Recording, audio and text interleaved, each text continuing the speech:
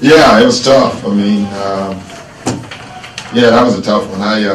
Kershaw, I just feel so bad for him and the entire team because he's pitched very well, and one mistake. And, well, baseball's tough.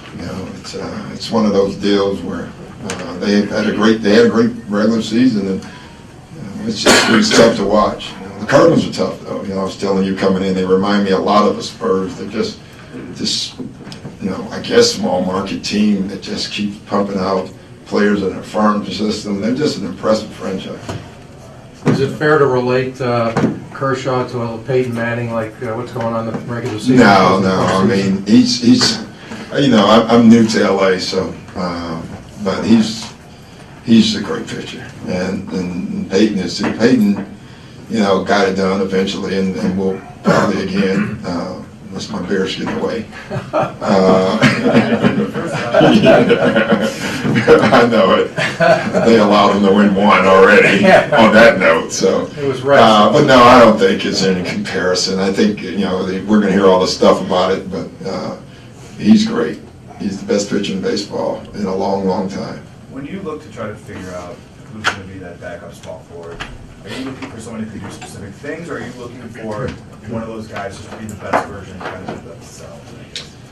The latter. I mean, because you can only be yourself at the end of the day. I can want you to do a lot of stuff, but be the best yourself possible, and if that's good enough, that'll win the job. I'm not that focused on it right now, if you want me to be honest. All of them are going to play, and we'll just watch, but it's not, in our coaches' meetings, we're not having a lot of small forward meetings right now. I think it'll come down to later. When you guys talk about things like this and stuff like that, if you do, what are you talking about with this? Because it seems like everything else is kind of just partially like it makes sense, Jordan's back up to Chris, Jamal's back up to AJ, et cetera, et cetera. That's the one that's kind of... Yeah, so all of them will play. That's about it. I'm going to play different guys. I'm going to actually probably play each one of them with the starting lineup at least, maybe to start a game or start a second half, because I want to see everything at that position. Maybe Matt's better on the second unit, and that may help one of the guys play better with the first unit. Matt can play in either group. That's the one thing we do know. We don't know what the other guys can do with either group yet, so it's just something that we're going to evaluate. Doc, besides the small forward, what are you looking for in the preseason?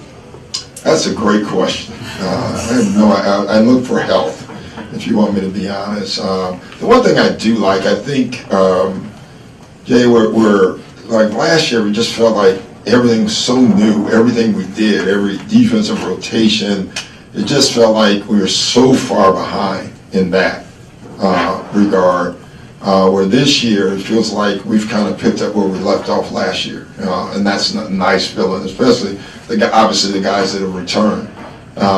So I want to see like how much of that is true in preseason, and if it is true, then we can go on to something else a lot faster, and that would really help us. A lot of new information emerging about rest, recovery, injuries. The Spurs have been doing their thing. Yeah. $225,000 even. Mm-hmm. As you approach the season, Chris, not getting any younger, even Blake, do you envision it all? Yeah. Rationing? I don't know as much as they did. I mean, we did the same thing in Boston. If you remember, we didn't play guys a lot of minutes. I got flack for that at times, and it turned out for us. This group is a lot younger, so they're actually harder for me in some ways to read. Chris is absolutely one of the guys that I'll watch closer. And Blake, because of the way he plays, even though he's extremely young, he puts out a lot of energy, in the game, and so you have to be careful through the year. I've been very good, trying to read practice and when not to practice, how hard to go. But with this group, I'm going to have to even be better at reading stressing games. Every year I look at the schedule. I can tell you, we got a couple of stretches that, everybody's not playing. There's one game I know in particular that there's no way all of our guys are playing in, and then it's just the way the schedule is set up. And I think the scheduling is very important to focus on. Do you think the league's becoming more tolerant? Do you think they get fined the $250,000 this year versus 2 years ago? Seems like there's more science coming out. And Yeah, I think the league they just understand it. And I think, as from the coaching standpoint, we've handled it better too. I think we alert them sooner now, which helps them as well. The tough one is for everyone. Listen, if I'm a fan and I come to watch guys and we decide to rest them, as a coach, you got to do the right thing for the team. But it's still a business, and you're, so for a fan standpoint, you wouldn't be happy. I get that too. But at the end of the day, I'm going to take care of our team. Doc, do you plan to play all 16 or plan not to play all 16? Is that how many I have? Yes, how many? I've been counting. Wow, I didn't know that. I don't know. I would say probably not tonight, but we'll see. Doc, speaking of 16, most teams tend to go into camp with more. They have some guys that are probably not going to make the team. You know that going in. But you came in with 16 guys that all have legit chance. Can you speak to your thinking about this roster? Yeah, I didn't want to waste time in practice. I'm just being frank. When you have too many guys and you're putting stuff in, you got to do the first team has to run it, then the second team has to run it, then the third team has to run it. I wanted to cut that process out from the beginning. I think we went one day with 3 teams, and after that we split them up in half, and we've only gone with 2 teams. And I think it's been quicker, it's been more efficient.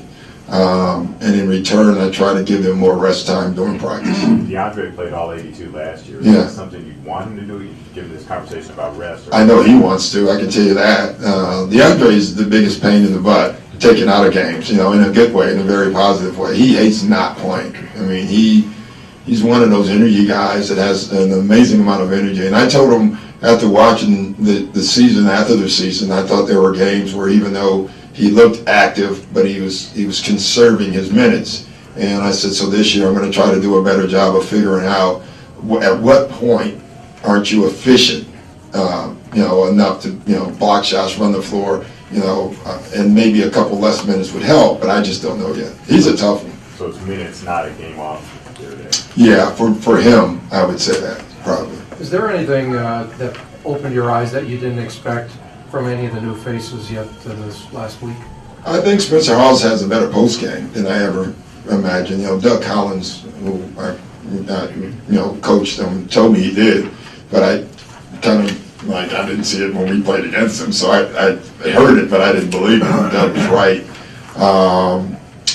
Jordan is the shooter that I thought he would be. I think he's better defensively than he thinks he is, and so I think he's in one of those guys where I see it. I don't know if he does yet, and my job is at some point we both have to see it because that's very important. But he has a great feel defensively. He's just a veteran. He has a knack for the ball, and now we have to get him to buy into it 100%. Thinking about guys who just don't have any reputation defensively, in reality, right? Yeah. Is there a specific tack you take with a guy who just has never even conceived of himself as a defender? Yeah, well, the first thing I always tell them, don't put a limitation on your own ability, and that just tickles me whenever a guy says, well, I haven't played any defense. I'm like, okay, well, what does that mean? You can't? I always laugh at that comment, and I get it a lot, more than you would think.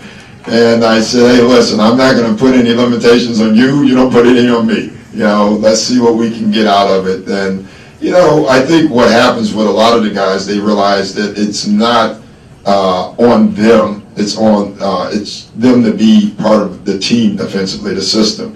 And if they can do that, then they can help out. And what I've found is just like offense, then they get a little confidence.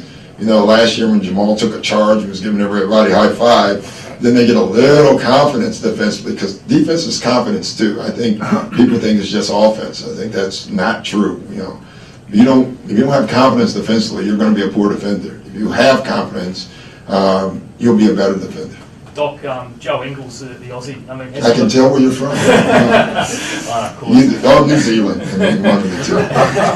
Has he got the temperament and the skill level to play some regular game time this season? Yeah, he does. Joe is. He definitely has a temperament and skill. He's a crafty bastard. I enjoy watching him in practice. He's just crafty. He's never going to blow you away. He's not going to do any 360 dunks or anything like that, unless he's holding back. But he just has an amazing feel. What do you hope in this group learned last year about what's going to take? Well, we have to finish. For us, it's just that simple. We didn't finish games last year. We didn't finish the series last year. We lost games at home in the playoffs last year. So for us, we have to learn how to finish. Do you expect to see any chippiness at all tonight, or even though it's preseason? I'll call Thibodeau and Paul Pierce and see what they think about how things went yesterday. I talked to both actually. I was the referee. That felt pretty funny. I don't know. I probably, I've always thought probably a mistake by both teams because we do our scheduling. But I've always thought the team you beat in the playoffs, when you play them for the first time, if you have a preseason game, it tends not to go well. I can tell you that. So I haven't mentioned a word about it, though. I don't care. I mean, it's good. It's competitive. You go into this preseason with the same feeling or a better feeling than you had when you went into the preseason? Oh, that's a good question. I have a really good feeling about this team. But I don't know. It's a good one. It's probably different, but I don't know what makes it different. Good question. Looks like there's like a new lighting scheme out in the arena. Did you have any input on that? Yeah, I just wanted to make sure our guys could see the basket. And I tried to figure it out so whenever the other team had it, they couldn't. We couldn't figure out that scheme. Listen, it's funny. It's tough. They bring you in an arena and tell you to check out the lights. Well, that's unnatural, So you're sitting in there, and every time, I'm running around faking, like looking up. Who does that? I mean, so I don't know. It'll be interesting. I love the way they looked, but every time you do lights in any arena, you're concerned about the corner lights. That's usually the issues, and they look good to me. What did you say to Paul? I just laughed. It was. You could see that one coming though from a mile away because Chicago lost to Washington. It's the same thing. I mean, that's the point. But I talked to Tibbs, a lot. I text Paul, and next thing you know, we're going back and forth. So.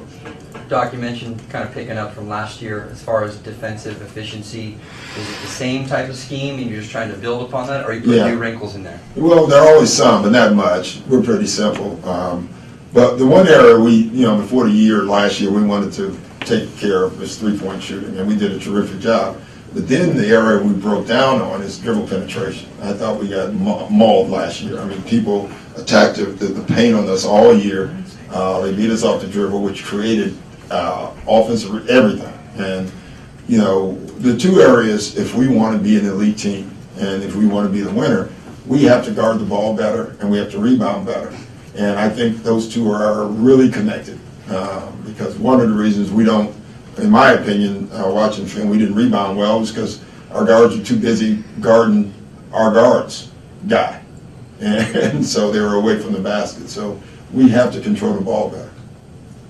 Doc, on continuity, you've got the starters back, you got a lot of the team back, but your team of coaches is very different. Does that have an impact on continuity? Yeah, it does. It does. It's the first time I've lost guys. I've lost Tibbs and Lawrence before, and Mike Longobardi. So I've lost guys. I've never lost a staff. So this is absolutely something new. I have a relationship with all the guys that I've hired. I've known Woody forever. Sal, my coach, Lawrence was on my bench, but none of us have worked together as an entire group. So yeah, it's different. Even to the point today we were talking about huddles. What are we going to do in huddle? I mean, it's completely different. And so I do think for our staff that preseason is probably good. Thanks, guys.